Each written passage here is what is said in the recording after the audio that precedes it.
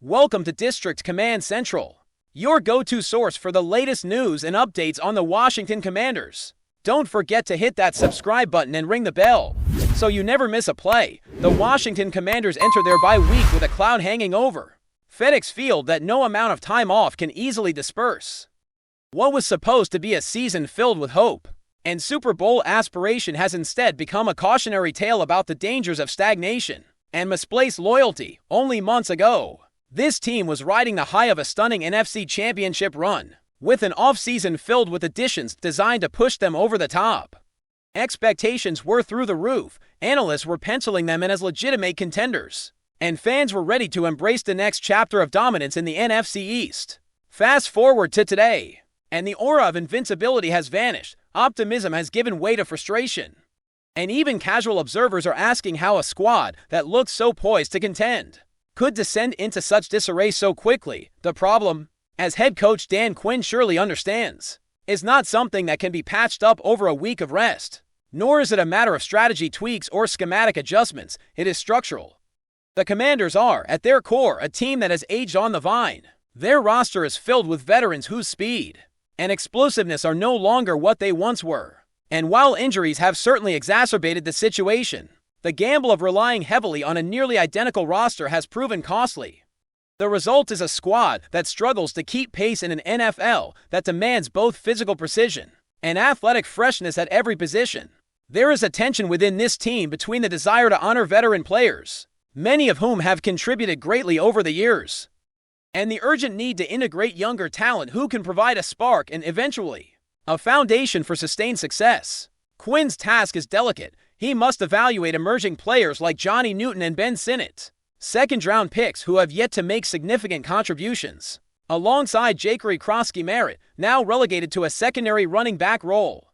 Defensive backs eager for opportunities to show what they can do are not seeing the field, and the same is true for younger pass catchers, a reality underscored by the release of wide receiver Jacoby Jones. Every decision carries weight as Quinn walks the tightrope between maintaining locker room cohesion and creating a pipeline for future success. Words alone cannot instill confidence in players or fans. Actions must follow. And right now the actions have been insufficient. While the final 6 games of the season may not hold playoff implications, they are critical for evaluation and progression. Quinn recognizes that younger players must see meaningful involvement, yet his loyalty to older veterans complicates matters. This allegiance is admirable, but potentially self-defeating if it prevents the Commanders from embracing the next wave of talent. Balancing these competing priorities requires a mix of patience, foresight, and strategic courage, particularly when trust in inexperienced performers remains limited. The Commanders' current trajectory underscores the urgency of recalibration. Without immediate attention to roster rejuvenation, the pressure will mount. The fan base will grow increasingly restless, and the media narrative will become increasingly unforgiving. Quinn's approach has always placed a premium on loyalty, fostering relationships that build cohesion and respect within the locker room. Yet in professional sports, loyalty must coexist with adaptability. Failure to evolve can erode even the most stable organizations. This is the crossroads at which Washington finds itself. The bye week provides a rare pause, a moment to reflect on what is fundamentally broken. The team cannot simply rely on past glories or previous strategies. There needs to be a candid assessment of the present roster, a willingness to identify areas where youth must be prioritized, and an acknowledgement that some veterans may need to be sidelined. In the interest of long-term health and competitiveness, the clock is ticking toward 2026, when a more complete regeneration of the roster can take place. But the foundations must be laid now. Quinn faces the challenge of navigating both internal expectations and external scrutiny, while maintaining a semblance of stability on the field. His ability to reconcile loyalty with necessary change will define not only this season but the trajectory of the franchise for years to come. If no action is taken, the inevitable consequences are clear: continued losses, mounting frustration, and a widening gap between the Commanders and the teams they aspire to compete with. Every practice, every meeting, every evaluation during this bye week will carry heightened significance because the team is, for the first time in a long time, at a crossroads where complacency is not an option. The path forward is narrow but visible. By giving young players the opportunities they need, making difficult personnel decisions, and confronting the realities of an aging roster. Quinn can begin to craft a blueprint for sustainable success. The luxury of ignoring these truths no longer exists, and the stakes are palpable for the Commanders. This is a test not just of coaching acumen, but of organizational courage. How Quinn chooses to navigate it will echo far beyond the current season. His commitment to his players is unquestionable, but it must now be balanced with a ruthless assessment of what the team truly needs to reclaim competitiveness in the NFC. Failure to do so will not only extend the current slump, but may compromise the long-term health of a franchise that once had championship aspiration. The pressure is immense, the decisions are difficult, and the margin for error is slim, yet within this challenge lies opportunity to redefine the Commanders, to embrace a younger core capable of injecting speed and dynamism, and to demonstrate that thoughtful, decisive action can reverse a trajectory that currently looks bleak. Time off during a bye week can provide rest and reflection, but it cannot solve structural decay or complacency. Only decisive, sometimes uncomfortable action can do that. The Commanders' future will be determined not by what they say about loyalty or potential, but by what they do with the players entrusted to them. The question now is whether Quinn and his staff have the courage to act, to make the difficult choices necessary, and to begin the process of rebuilding before the pressures of the NFL calendar close in.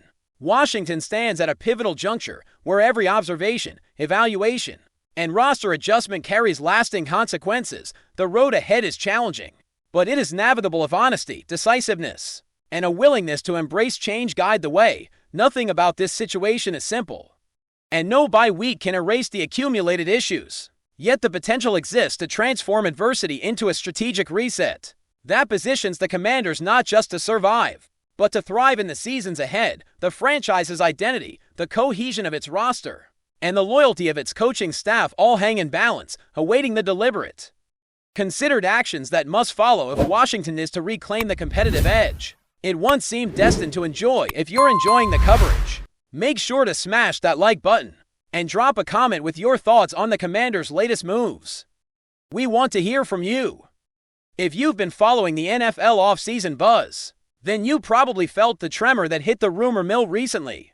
The name Marcus Peters has resurfaced in conversations across locker rooms, fan forums, and even casual group chats where die-hard football enthusiasts speculate like it's the next big episode of a reality show. ESPN, which rarely puts its name behind speculative moves without some inside confirmation, reportedly gave this one the green light. Peters is advancing in talks and is apparently closing in on a deal with the Washington Commanders. And if you're thinking, wait, Peters, again, you're not alone.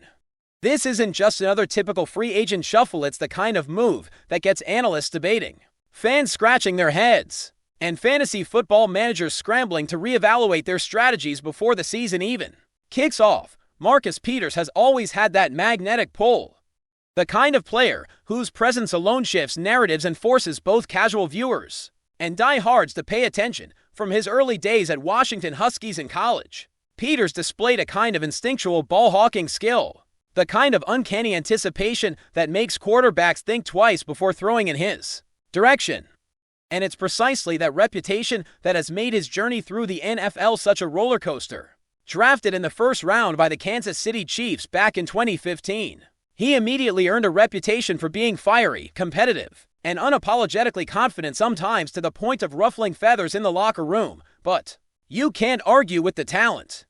Chiefs fans remember the moments that made him a household name, the interceptions, the game-changing returns, the audacious plays that seemed to materialize out of nowhere. Then came the chapters, with the Los Angeles Rams, Baltimore Ravens, and Las Vegas Raiders, each stint adding layers to the story of Peters as not just a cornerback, but a personality who thrives in high-stakes environments, who can turn a defensive backfield into a stage where individual brilliance becomes a team asset. And now, whispers suggest that Washington might be the perfect landing spot for the next chapter in this saga. The Commanders, a team that has shown flashes of brilliance but has struggled to consistently dominate on defense, could find in Peters the kind of veteran presence that can not only tighten up coverage schemes, but also mentor younger players on how to approach the cornerback position with intelligence, aggression, and that signature edge that Peters brings.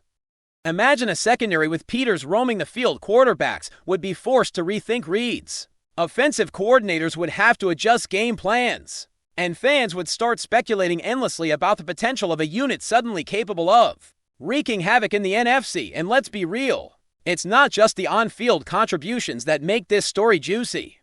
Marcus Peters has always been a narrative magnet. His press interactions, sideline celebrations, and yes, even the occasional controversy, all build the aura of a player who is more than just his stats. When a team like the Commanders potentially adds a player of his caliber, the implications are both tactical and psychological for fans. It's a sign that management is serious about investing in proven talent. For opponents, it's a challenge, a warning that the secondary can now have a seasoned predator who has seen nearly every offensive trick in the book and is ready to make quarterbacks pay for even the slightest miscalculation, and the timing couldn't be more tantalizing.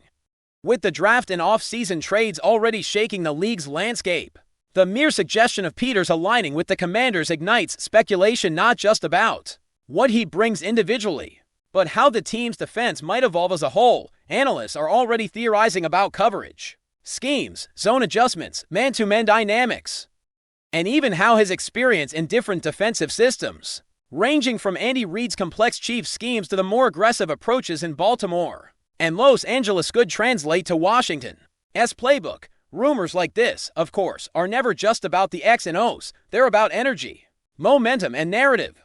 Peters has that kind of aura that makes a locker room buzz the moment his name is mentioned.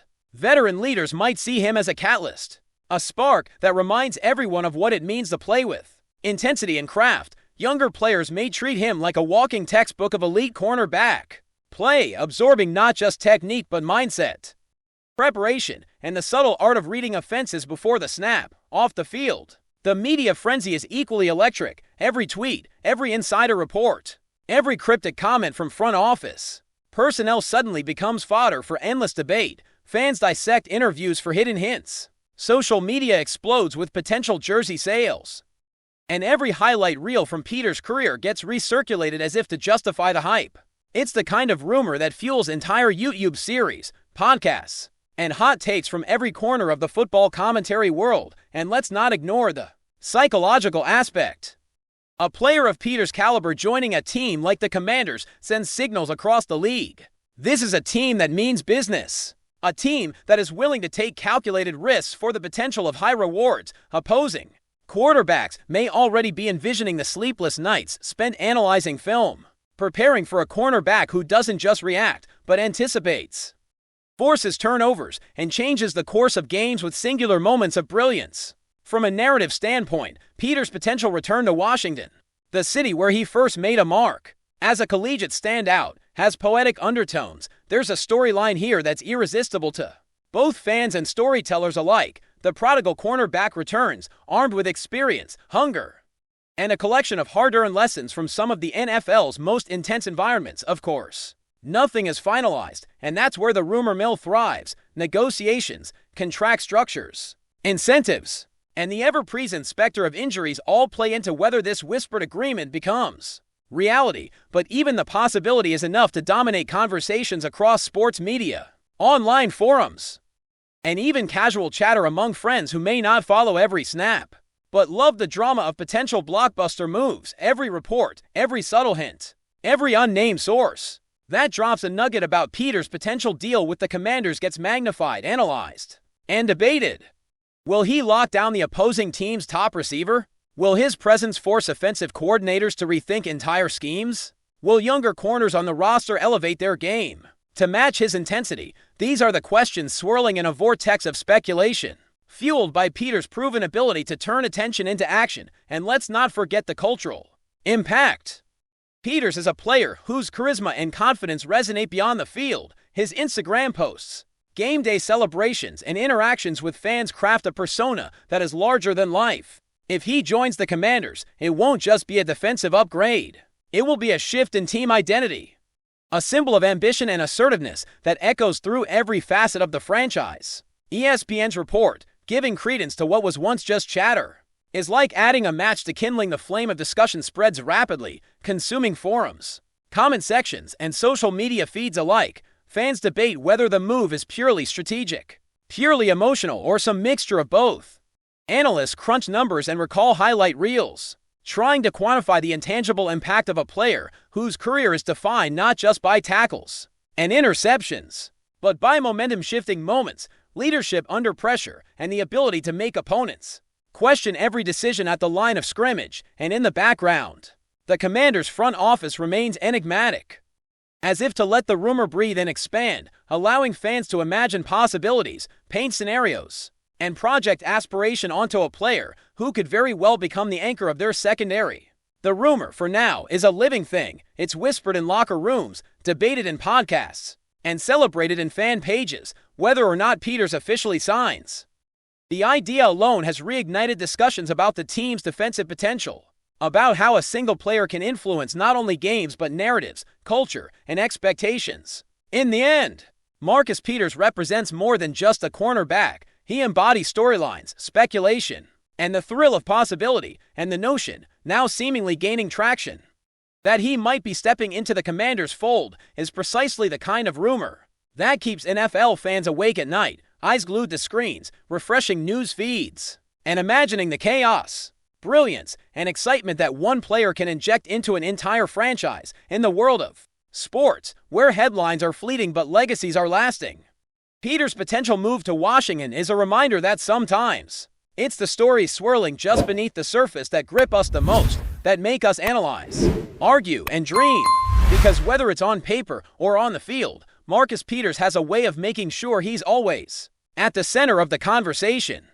And if this rumor becomes reality, the Commanders and the league will be the ones feeling the tremors firsthand. Until then, though, it's all speculation, whispers, and anticipation, the kind that fuels our love for the game and reminds us that in the NFL, stories like Peters are never just about football, they're about drama, personality, and the endless thrill of what might come next. Thanks for tuning into District Command Central. Make sure to subscribe and follow us for all the Commanders news you need. Until next time, keep the faith and hail to the Commanders.